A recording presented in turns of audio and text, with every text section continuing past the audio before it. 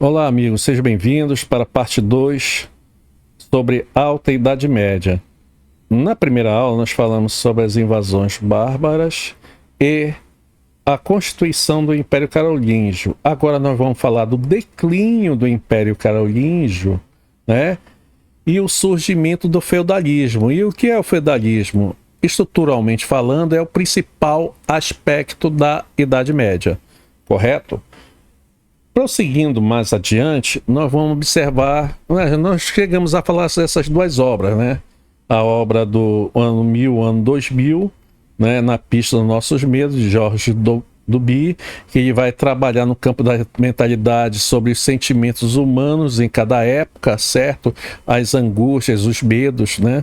Desde a Idade Média até a contemporaneidade, mas ele, ao mesmo tempo, expõe que o campo das mentalidades é um campo que persiste ao longo do tempo, né? Então, longa duração.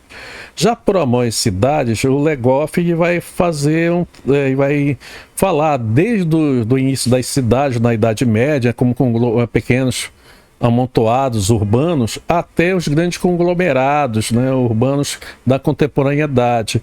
E vai falar das transformações sociais, culturais, de crenças também, tá certo? E também da questão da exploração da sociedade, né? Essa é uma obra um pouco mais profunda, mas também de fácil leitura. Tanto a do Duby como a do Legoff já foram recomendadas aqui, pela editora Unesp, tá certo?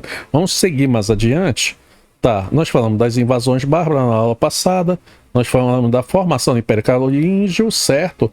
Só que o Império Carolíngio, quando chegar entre o século VIII e IX, ele vai começar a ruir, ele vai começar a se desfazer. E o último governante, que parece, o nome dele é Carlos o Gordo, eu acho que é esse o nome correto do último rei, ele não vai deixar herdeiros. E com isso vai haver uma descentralização do poder político, o que vai consolidar uma prática chamada feudalismo. Vamos lá. Aí tá. Bem aqui nós temos esse esquema, que é o esquema que não deu tempo de trabalhar na aula passada, que é o esquema do Império Carolíngio, né? Nós temos o imperador, vamos dizer, naquela época, primeiro foi o Carlos Magno, né? Ele vai nomear esses fiscais aqui, que é o Missi Dominiti, correto? E através do voto de fidelidade, correto? Esses misdomínios vão passar a fiscalizar as ações da nobreza de espada, como a nobreza do clero, que é a nobreza da igreja, né? Da igreja católica. Entendido até aí? Vamos lembrar que os bispos, né, os membros da igreja, da alta cúpula de igreja, são nobres, tá? Tanto é que a igreja vai ser a principal senhora feudal da Europa, chegando a possuir de 1/3 até 50% das terras europeias, certo?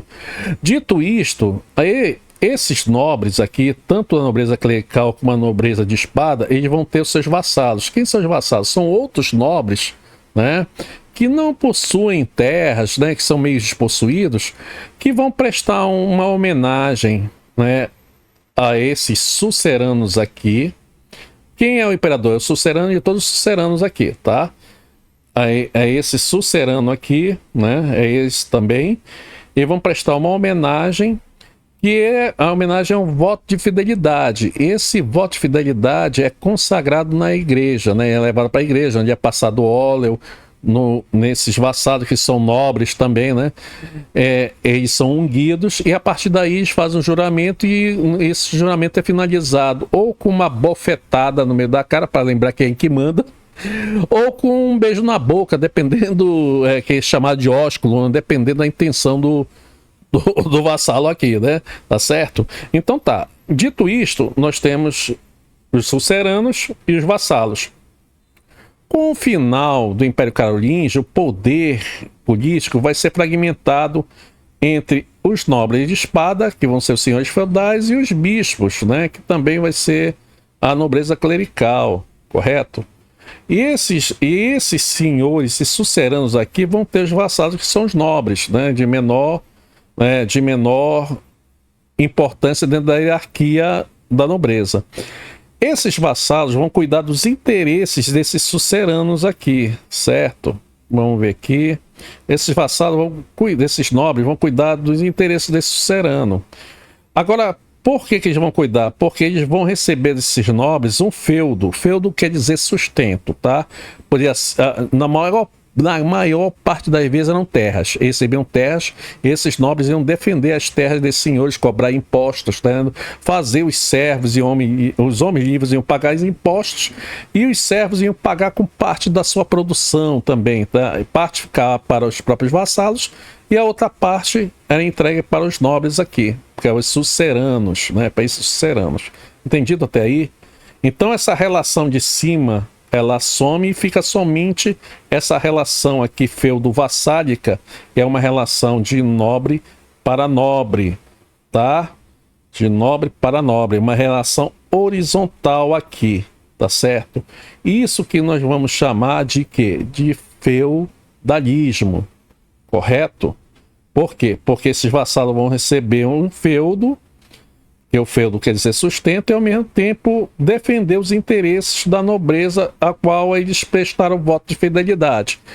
Quais são? Eles vão cobrar impostos, né? Vão explorar os servos, vão cobrar impostos dos homens livres, que são comerciantes e artesãos, pagar a maior parte dos impostos para os suceranos e ao mesmo tempo prestar serviço militar eventualmente em períodos de guerra.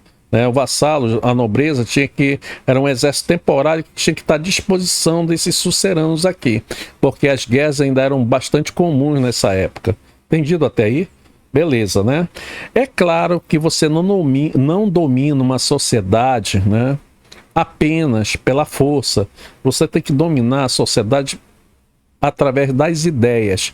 Esse conjunto de ideias a gente vai vulgarizar aqui e vai conceituar como ideologia. Então a ideologia que predominava nessa época era a ideologia formulada pela Igreja Católica, certo? Então a Igreja Católica, por que a Igreja Católica? Porque a Igreja Católica tinha os membros mais instruídos, que ainda tinha uma cultura ainda desde a antiga Roma, né? Tinham preservado uma série de ritos e documentos, então eles eram mais instruídos. Já os nobres de espada, geralmente, inclusive até os reis, eram analfabetos, né? Uma parte deles eram analfabetos. A única arte que eles dominavam era a arte da guerra, que era uma arte prática. A arte da cultura que ficava por conta da igreja, tá certo? Então a Igreja Católica, ela vai, como ela se dizia, a herdeira do Império Romano, ela vai elaborar uma teoria, né, uma ideologia, que é uma ideia aceita por todos, de que a sociedade feudal era uma sociedade ordenada por Deus. De onde eles tiraram isso? Da teoria da Santa Trindade. Na teoria da Santa Trindade nós temos o Pai, o Filho e o Espírito Santo. São três pessoas diferentes que formam um só corpo, que é o corpo de Deus. Tá certo? Olha aqui. Aqui o Espírito Santo e o corpo de Deus aqui, certo? Essa é a ordem celeste, a ordem dos céus. É claro que se você tem uma ordem celeste, nós também temos uma ordem terrena, que é uma cópia mal feita do que há no céu, né? Nós temos a igreja, que é o clero. Qual é a função dele? Aqueles que oram. Nós temos a nobreza de espada, certo? Que são os que guerreiam. E os camponeses e servos, que são os que trabalham. Repara só, tem que ver por que uma sociedade de ordens, porque essa sociedade aqui foi ordenada, organizada por Deus, tá certo? No caso do clero aqui, eles oram para combater os inimigos espirituais. Se você observar aqui, por exemplo, isso aqui é um mosteiro, isso aqui é uma propriedade, vamos dizer assim, da Igreja Católica, mas pode reparar que esse mosteiro aqui tem forma de castelo, de fortaleza. Por quê? Porque os religiosos eram como se fossem guerreiros de Deus, ou guerreiros de Cristo, tá entendendo? Então eles eram considerados guerreiros porque eles combatiam os inimigos espirituais. Quem são os inimigos espirituais? Os demônios, tá certo? Dentro do conjunto de crenças que havia na época, os demônios, as maldições, né? As bruxarias, os feitiços. Então eles combatiam os inimigos espirituais. Entendido até aí? Já a nobreza, que é a nobreza de espada, que são os guerreiros, né? Eles vão combater os inimigos carnais, correto? Quem é o inimigo carnal? É o não cristão de forma geral, o pagão, né? Tá certo? E os servos camponeses, que são os que trabalham, vão sustentar toda essa ordem feudal através através do próprio esforço do seu trabalho, tá certo? Eles vão ser explorados, né, tanto pelo clero como pela nobreza, para sustentar toda essa ordem aqui, que é a ordem feudal, a ordem do feudalismo. Então nós temos os que oram, que são os oratores, nós temos os guerreiros, que são os belatores, e temos aqueles que trabalham, que são os laboratores.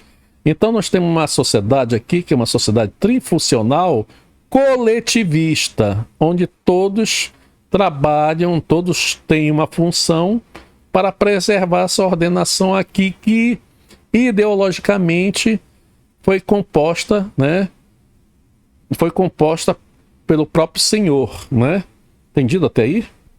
Aí, resultado, só o último detalhe. Bom, a gente sabe que os servos camponeses, eles se subordinavam à nobreza e ao clero em troca do quê? De segurança, de proteção. Então, tanto a nobreza de espada fornecia proteção a esses servos camponeses. Agora, por que eles aceitavam essa proteção? Porque não tinham muita opção. Lembre-se que o período das invasões bárbaras foi muito longo, né? Foi uma longa conjuntura, certo? Atravessou vários tempos e várias fases temporais. Então, esses servos e camponeses aqui, eles não tinham segurança, entendendo? Para garantir a própria sobrevivência dele e da própria família. Então, eles se subordinavam aos senhores em troca de proteção. Basicamente isso, tá certo? Entendido até aí? E com isso a gente finaliza a nossa aula aqui. Perfeito? Olha aqui, última imagem aqui. Nós temos a igreja, aqueles que oram, aqueles que guerreiam e aqueles que trabalham. Uma sociedade trifuncional. Perfeito até aí? E com isso nós finalizamos nossa segunda parte da aula. E quando chegar a terceira parte nós vamos falar do outro assunto. Ok? Grande abraço e se cuidem. Falou!